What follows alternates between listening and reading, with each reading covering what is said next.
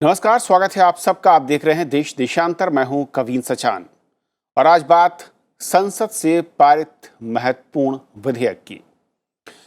भारतीय चिकित्सा पद्धति के लिए राष्ट्रीय आयोग विधेयक 2020 और होम्योपैथी के लिए राष्ट्रीय आयोग विधेयक 2020 को भारतीय संसद ने पास कर दिया है। इस पर लोकसभा ने अपनी मोहर लगा दी है और ये दोनों विधेयक जो है मौजूदा भारतीय चिकित्सा केंद्रीय परिषद अधिनियम 1970 और होम्योपैथी केंद्रीय परिषद अधिनियम 1973 की जगह लेंगे। राज्यसभा ने इसे पहले ही पास कर दिया था और अब इस पर राष्ट्रपति की मुहर लगेगी और इन दो महत्वपूर्ण विधेयकों का सीधा संबंध आयुष मंत्रालय के साथ और उनके पास होने के बाद देश में भारतीय चिकित्सा पद्धति और होम्योपैथी चिकित्सा शिक्षा में कहा जा रहा है कि क्रांतिकारी बदलाव देखने को मिल सकते हैं। तो समझेंगे कि असल में ये दोनों विधेयक जब कानून बन रहे हैं तो क्या कुछ बदलेगा, इनका दायरा क्या है, क्या इसके तहत प्रावधान है और जो मौजूदा सिस्टम है उसमें कहां पर और किस तरीके से हम भविष्य में बदलाव देख पाएंगे। और ये समझेंगे अपने तीन खास मेहमानों के जरिए। हमारे साथ मौजूद हैं डॉक्टर अनिल खुराना साहब जो कि डीजी हैं central council for research in homeopathy. बहुत बहुत स्वागत सर आपका। हमारे साथ दूसरे खास मेहमान हैं डॉक्टर अब्दुल गफ्फार साहब जो कि फॉर्मर नेशनल सेक्रेटरी हैं IHMA से। आपका भी स्वागत है सर। और चक्षु राय जी हैं PRS से, आपका स्वागत है। शुरुआत में चक्षु जी आपसे करना चाहूँगा कि अगर ये दोनों विधेयकों को देखें, राष्ट्रीय आयोग विधेयक 2020 चाहे वो भारतीय चिकित्सा पद्धति का हो और या फिर होम्योपैथी का, असल में क्या इसमें खास प्रावधान है और किस तरीके से ये जो पिछले 1970 का और 1973 के जो कानून हैं उनकी ये जगह लेंगे? कविंद्र जी, पहले तो मैं इस विधेयक की थोड़ी सी भूमिका बांध दूं कि ये आया कब और इसकी विधायी जो जर्नी रही है वो क्या है। जनवरी 2019 में ये दोनों विधेयक संसद में आए थे और राज्यसभा में आए थे और आपको याद होगा जनवरी 2019 वो समय था जब 16वीं लोकसभा का कार्यकाल खत्म होने वाला था। तो जब ये राज्यसभा में ये दोनों विधेयक आए तो इन्हें राज्यसभा की एक समिति को, जो स्थायी समिति है, प्रोफेसर राम गोपाल वर्मा उसके अध्यक्ष थे, उसके पास भेजा गया ताकि कमेटी इन दोनों विधेयकों का अच्छी तरह से विश्लेषण कर सके। और ये विधेयक उस समय पर आए थे जब संसद में और भी हेल्थ और मेडिसिन से रिलेटेड विधेयक आ रहे थे। तो इंडियन मेडिकल काउंसिल के साथ का एक बिल था, एक डेंटिस्ट्री काउंसिल का बिल था। तो ये सारे बिल साथ में आए थे। कुछ समय बाद जब जनरल इलेक्शन हुए, समितियों का काम तब तक थोड़ा सा रुक गया और जनरल इलेक्शन के बाद कमेटियों ने फिर काम करना शुरू किया और नवंबर 2019 तक इन दोनों बिलों की रिपोर्ट संसदीय समितियों ने रख दी। उसके बाद इस साल राज्यसभा ने मार्च में इन दोनों विधेयकों को स्वीकृति दी और अब लोकसभा ने इन्हें पास कर दिया। अब ये दोनों जो विधेयक हैं ये काम क्या कर रहे हैं? आपने अपने ओपनिंग रिमार्क्स में बताया था कि जो इनका मूल विधेयक था, वो मूल एक्ट था, वो काफी पुराना था, 1970 के दशक का था। तो उसको थोड़ी सी ओवरहॉलिंग की जरूरत थी।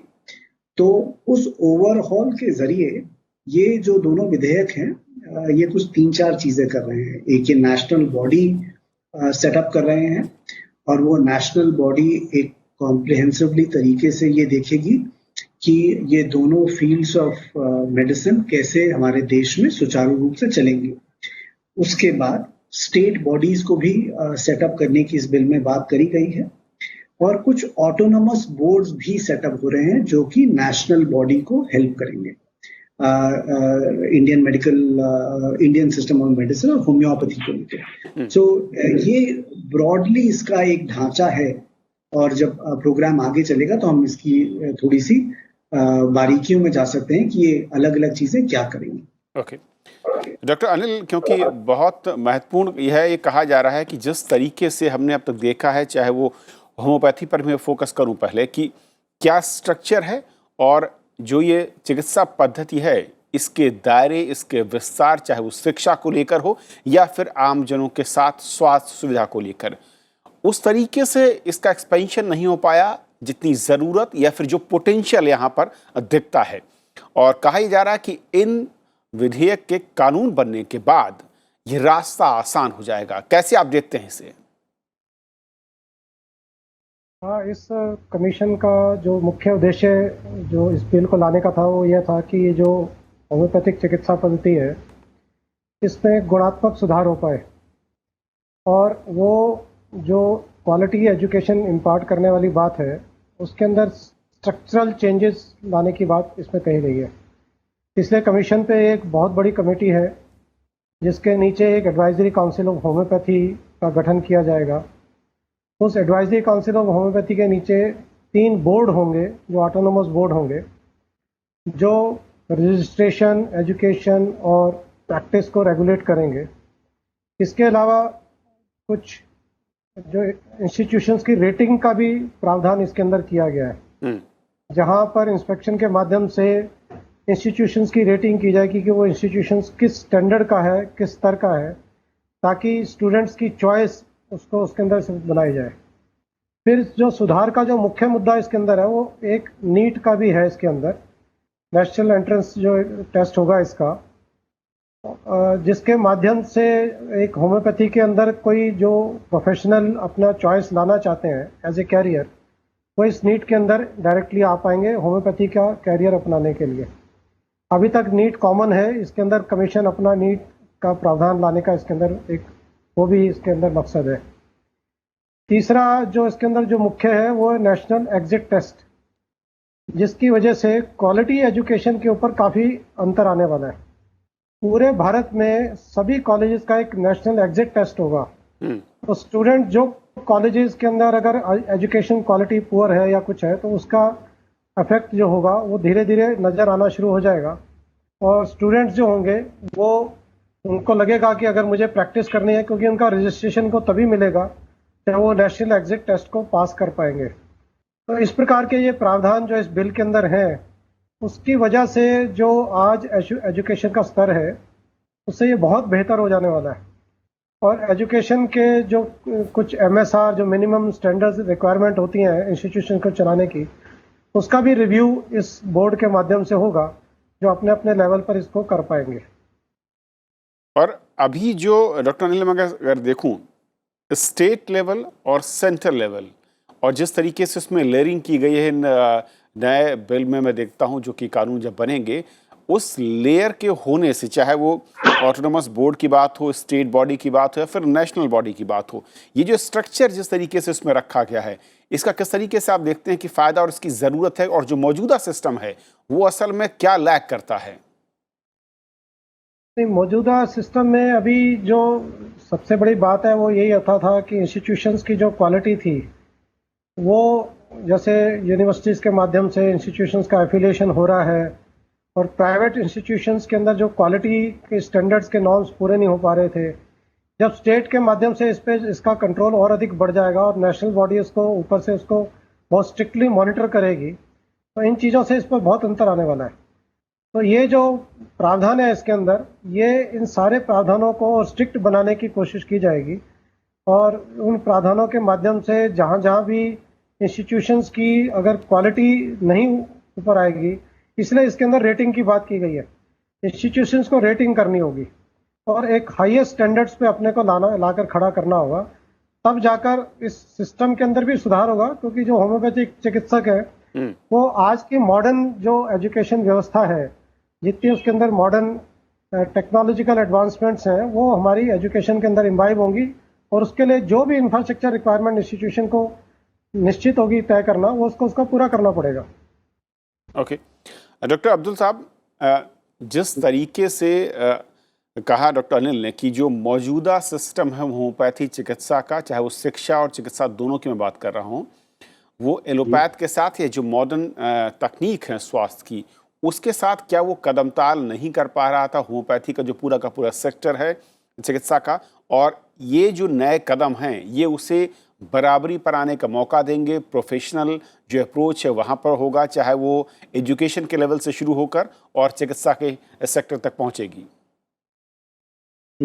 सबसे पहले मैं ICMA के साथ से हार्दिक शुभकामनाएं ये सरकार को ऐसे एक बिल लाने के लिए, क्योंकि कई साल से हम ये मांग रहा था ऐसे बिल लाने के लिए आपको एक बात समझाना पड़ेगा, यानी समझना पड़ेगा कि एजुकेशन, शिक्षा और प्रैक्टिस और रिसर्च, ये तीनों है एक सिस्टम का, मेडिकल सिस्टम का 3 पिलर्स है।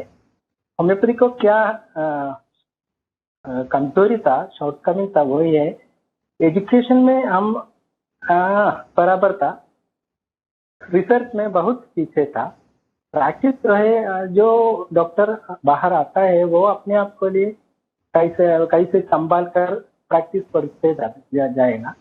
फिर भी ये शिक्षक के बारे में थोड़ा और मजबूती करना था। ये बिल से क्या होगा, पहले क्वालिटी ऑफ एजुकेशन, यानी जो रेटिंग के साथ कॉलेज का सिस्टम और कॉलेज का फैसिलिटीज बढ़ेगा, उसके साथ क्वालिटी ऑफ एजुकेशन बढ़ेगा। उसमें क्या होगा कि अच्छी और अच्छा डॉक्टर्स फायदा होगा, उसमें ये सिस्टम का पूरा फायदा होगा। दूसरा क्या है कि रिसर्च के लिए भी एक सेपरेट बॉडी बनाया गया है ये बिल में, तो ये रिसर्च के लिए काफी फायदा होगा। मगर हमारे नजर से एक कमजोरी ये बिल का क्या है कि ये पूरे बोर्ड 3 मेंबर्स, ऐसा छोटा छोटा बोर्डिया है, उसको थोड़ा और बढ़ाना है। और पूरा बिल को ये 12 पार्ट टाइम मेंबर्स है, उसमें सिर्फ 4 मेंबर्स चुनौती से आता है, चुना करके आता है, बाकी सब नॉमिनेट करके आता है। उसको भी ये हमारा भी एक आवश्यकता, पहले ड्राफ्ट बिल में आपको देखा तो आपको नजर आएगा पूरा मेंबर्स नॉमिनेट करके आया था। हमारे एक आवश्यकता IHA में था, ये चुनाव के साथ आना पड़ेगा। अभी 4 मेंबर्स चुनाव के साथ आता है, ये स्टेट से 5 मेंबर आता है, वो भी चुनाव करके आना पड़ेगा, नहीं तो ये डेमोक्रेसी में इसका रिप्रेजेंटेशन नहीं होगा। और मेरे ख्याल से हम क्या मांग रहा था पहले, ये स्टार रेटिंग सिस्टम होना चाहिए कॉलेज के लिए, क्योंकि अभी पहले से बहुत कमती गया है ये अध्यापकों का शक्ति, टोटल स्ट्रेंथ ऑफ टीचर्स को बहुत कमती किया गया था, उसके बढ़ाना पड़ेगा और स्टार रेटिंग करना पड़ेगा ये कॉलेज को, विद्यालय को। उसके साथ साथ ये प्रैक्टिशनर्स जो है, डॉक्टर्स जो है, उसको हर 3 साल में या 5 साल में परीक्षा नहीं मगर CME के साथ, कंटिन्यूड मेडिकल एजुकेशन के साथ उसको क्रेडिट स्कोर मिलना चाहिए। उसके साथ ही आपकी उसका रजिस्ट्रेशन चालू होगा। ये लाइफ टाइम रजिस्ट्रेशन अभी देता है, पहले भी देता था, फिर भी ये कंटिन्यूड एजुकेशन के साथ हर 3 साल से या 5 साल से, ये भी हमारा एक आवश्यकता, उसको रजिस्ट्रेशन को जारी रखना पड़ेगा। ये हमारा एक प्रधान आवश्यक है।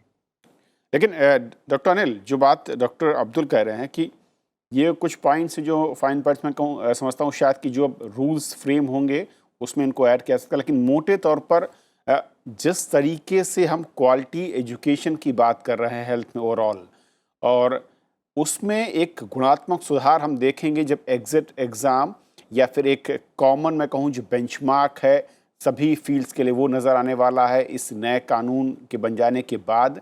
और दूसरा कि जो अब तक हम दायरा देखते थे होम्योपैथी, ख़ास तौर पर अगर इस पूरे के पूरे मेडिसिन का और इससे जुड़ी हुई रिसर्च का, उसमें कुछ बड़ा उछाल, एक बड़ा बदलाव हम देख पाएंगे। अब उस पर लोग फोकस कर पाएंगे, उसकी तरफ अट्रैक्ट हो पाएंगे।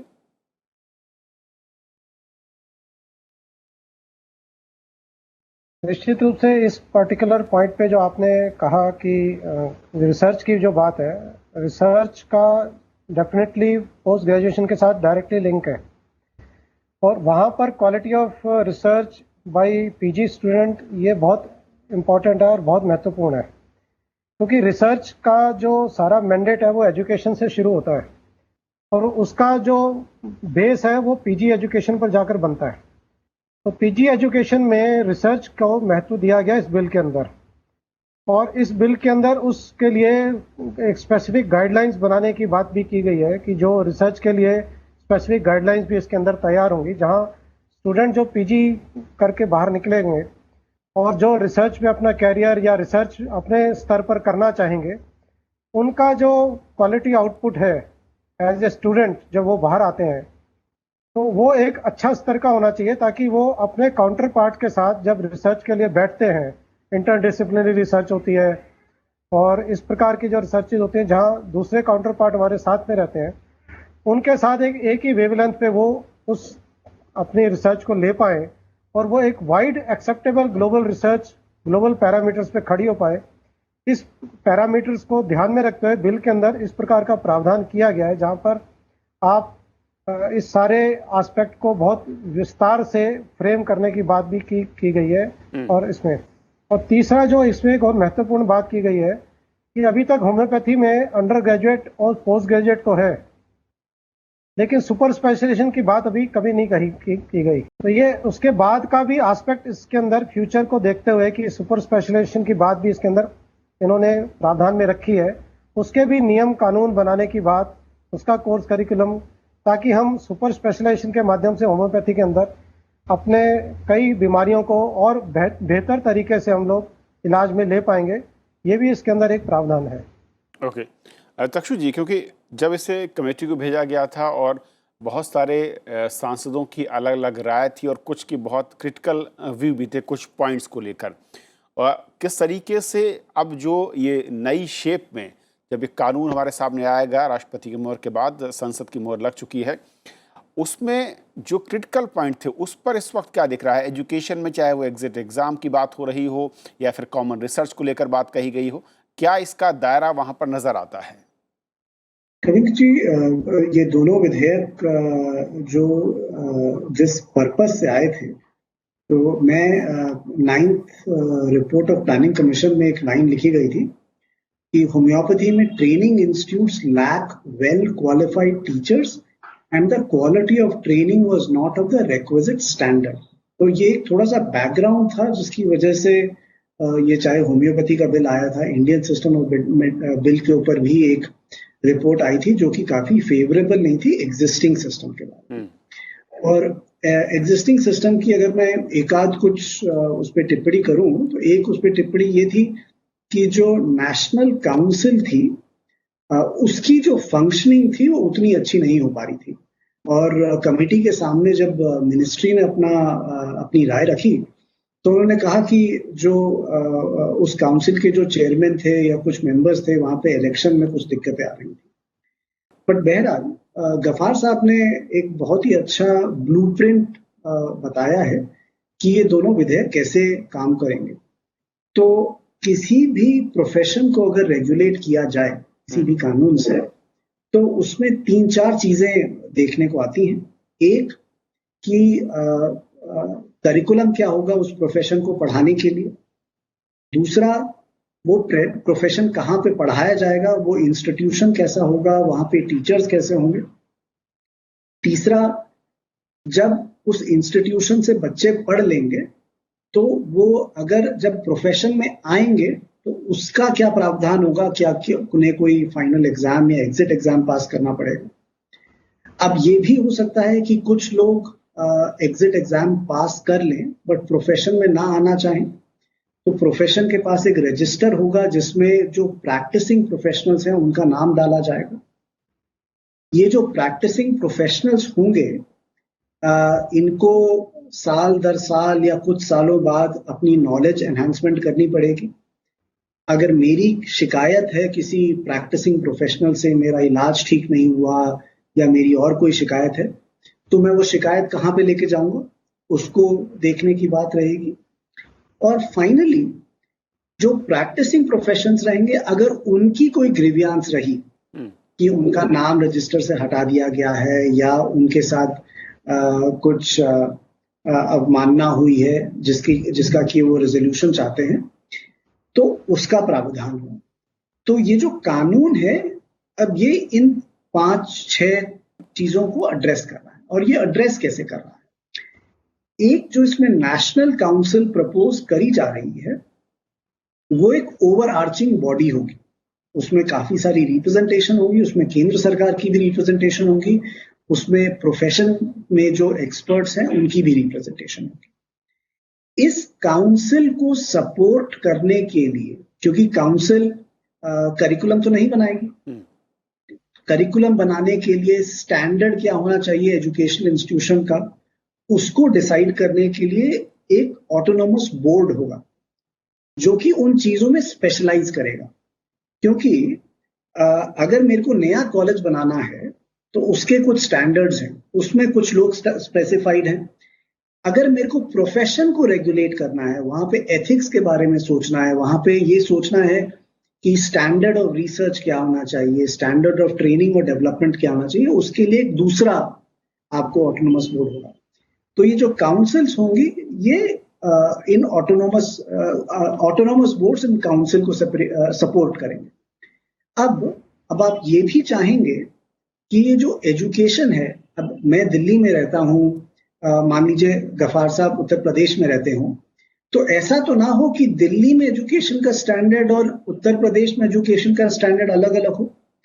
तो स्टैंडर्ड पूरा हर तरफ बराबर होना चाहिए। तो स्टैंडर्ड को मेंटेन करने के लिए भी आपको कुछ ये चाहिए होगा कि एजुकेशन का स्टैंडर्ड, पढ़ाने का स्टैंडर्ड हर जगह एक दायरे का हो या एक लेवल का हो, तो लोग जाके उसको एग्जामिन करें, देखें कि भाई ठीक से पढ़ाया जा रहा है कि नहीं जा रहा जी। अब अगर कविंद्र जी मान लीजिए आप एक कॉलेज की आपने स्थापना करी है और मैंने एक कॉलेज की स्थापना करी है और हम दोनों ही अच्छा काम कर रहे हैं, तो कोई इसको आके एक कंपैरिजन करेगा, आंकेगा कि कविंद्र जी के कॉलेज में कैसी पढ़ाई हो रही है और मेरे कॉलेज में कैसी पढ़ाई हो रही है। तो एक रेटिंग सिस्टम होगा ताकि जब बच्चे किसी कॉलेज में एडमिशन लेना चाहें तो वो ये देख सके पारदर्शिता से कि कौन से कॉलेज में, और ये जो मापदंड होगा कि कौन सा कॉलेज अच्छा है, कौन सा कॉलेज अच्छा नहीं, उसके काफी सारे पैरामीटर्स होंगे।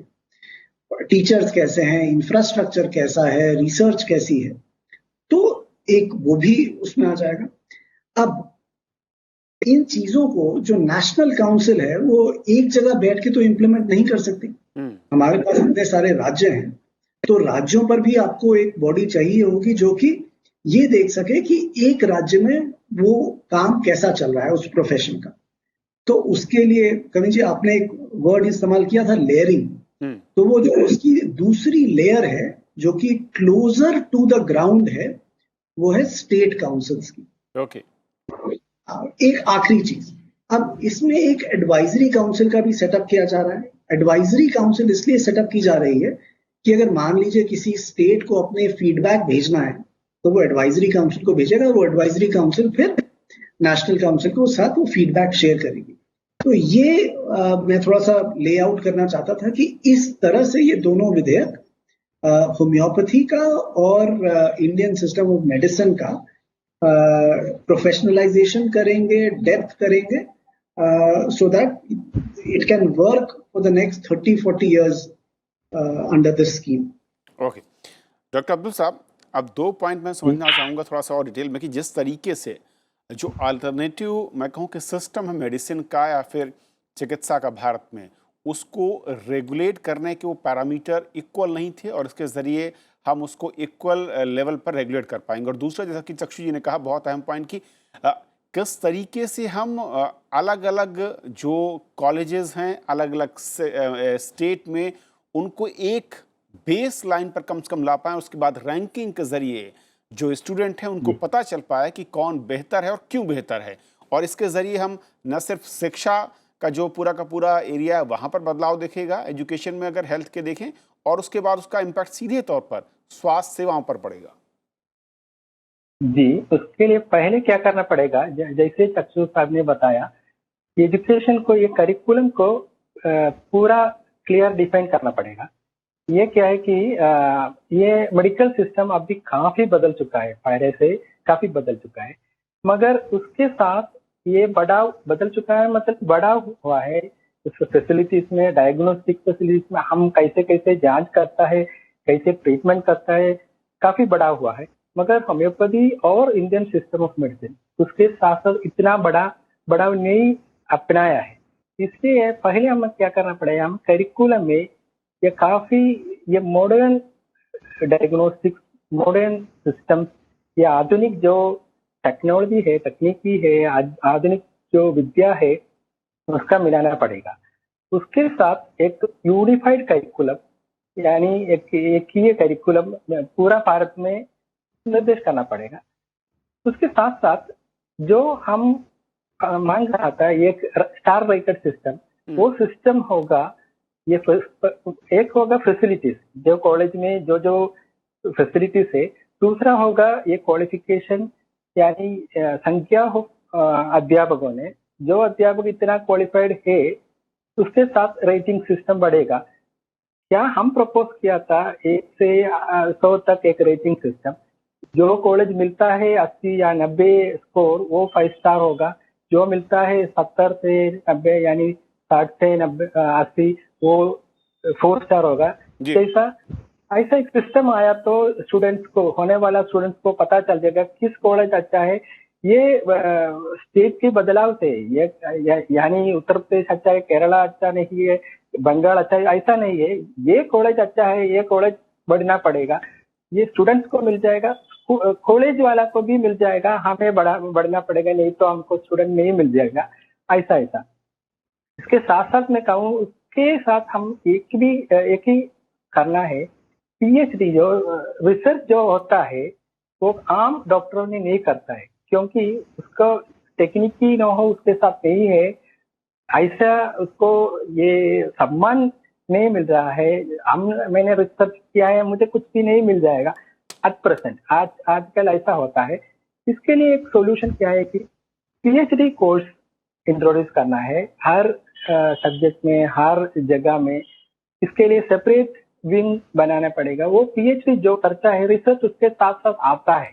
तो रिसर्च करने वाला ऐसा ही करता है।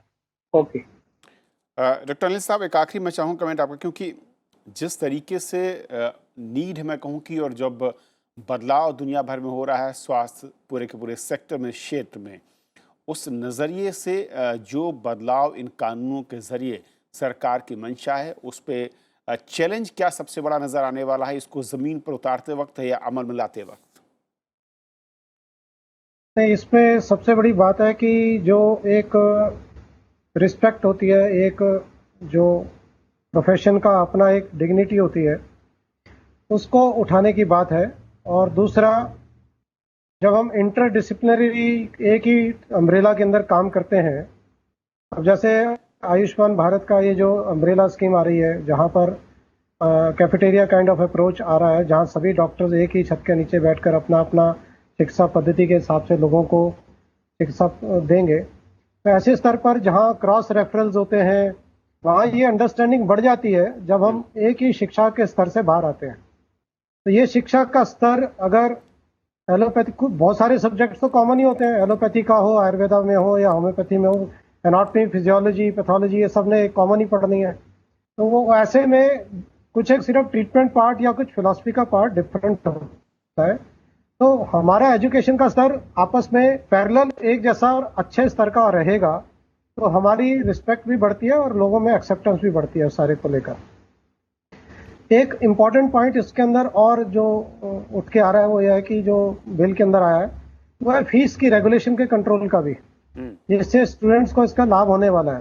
प्राइवेट कॉलेजेस के अंदर 50% स्टूडेंट के फीस के रेगुलेशन का भी प्रावधान इस बिल के अंदर लाया गया है। इससे भी काफ़ी स्टूडेंट्स जो थोड़ा नहीं पे कर पाएंगे, लेकिन उनके अगर फीस कंट्रोल रहेगा तो इंस्टीट्यूशन अपने मनमाने फीस स्ट्रक्चर नहीं कर पाएंगे। तो कम से कम 50% स्टूडेंट्स को प्राइवेट कॉलेजेस के अंदर इसका लाभ अंत में मिलने ही वाला है। और बाकी जैसे मेरे साथियों ने बताया कि ये जो ग्रेडिंग है या रेटिंग है कॉलेजेस का, जी। इसका भी अपना एक अंतर पूरा सिस्टम के अंदर आने वाला है।